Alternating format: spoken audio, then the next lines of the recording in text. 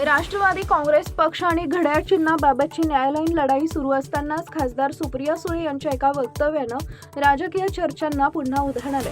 राष्ट्रवादी काँग्रेसचे दोन्हीही गट भविष्यात एकत्र येऊ शकतात अशी चर्चा गेल्या काही काळापासून सातत्यानं सुरू आहे। एकीकडे शरद पवार आणि पंतप्रधान नरेंद्र मोदी यांच्यात भेटी होत्या, तर राष्ट्रवादीच्या काही खासदारांनीही पंतप्रधानांची भेट घेतल्यानं राजकीय वर्तुळात विविध तर्कवितर्कांना सुरुवात झाली आहे। या पार्श्वभूमीवर सुप्रिया सुळे यांनी पक्षाच्या भवितव्याबाबत आपली भूमिका स्पष्ट केली आहे। राष्ट्रवादीच्या दोन्ही गटांच्या एकत्रीकरणाबाबत सुरू असलेल्या चर्चांवर सुप्रिया सुळे यांनी ठाम प्रतिक्रिया देत सध्या सुरू असलेल्या न्यायालयीन लढाईसह पक्षाच्या भूमिकेवर स्पष्ट संकेत दिले।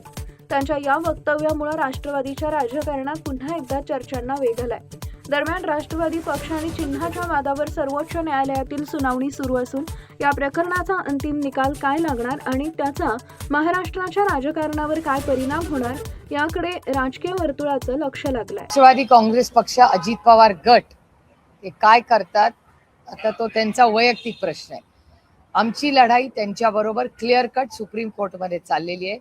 आजही मी माझ्या मतावर सातत्याने ठाम आहे।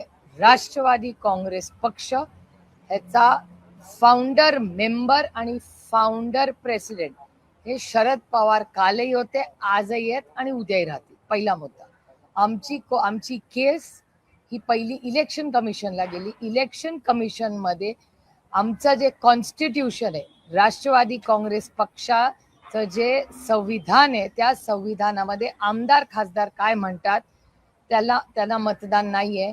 ऑर्गनायझेशन कुणाच्या बरोबर आहे ते महत्वाचं आहे।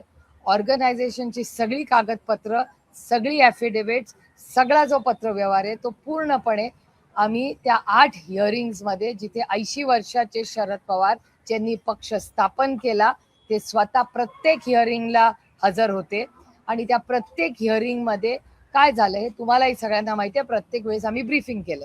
8 मीटिंग झाल्यानंतर 8 वेळा ऐकून घेतल्यानंतर आमच्यावर अर्थातच तो आदरणीय पवार साहेबांवर अन्याय होता, कारण का ते फाउंडर मेंबर, फाउंडर प्रेसिडेंट आणि पेपरवर्क सगळं त्यांचं व्यवस्थित आहे। म्हणून आम्ही सुप्रीम कोर्टात गेलो। सुप्रीम कोर्टात आजही आम्ही हिअरिंग मागतोय, पण सुप्रीम कोर्टात आम्हाला हिअरिंग मिळत नाही।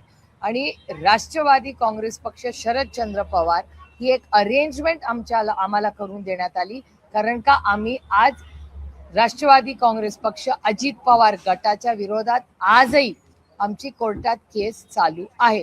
कारण का मी मागेही तुम्हाला बोलते, मी पुन्हा रिपीट करते की आमची ही लढाई ज्याचा पक्ष आहे त्याला तो मिळाला पाहिजे आणि नंतर आदरणीय पवार साहेबांनी त्या पक्षाचं काय करायचं हा आदरणीय पवार साहेबांचा स्वतःचा आणि त्यांची जी टीम असेल त्या प्रक्रियेमधली त्यांचा असेल। तो आमचा कुणाचा वैयक्तिक प्रश्न नाही, कारण का ही एक संघटना नाही, ही कोणाची मालकी नाहीये।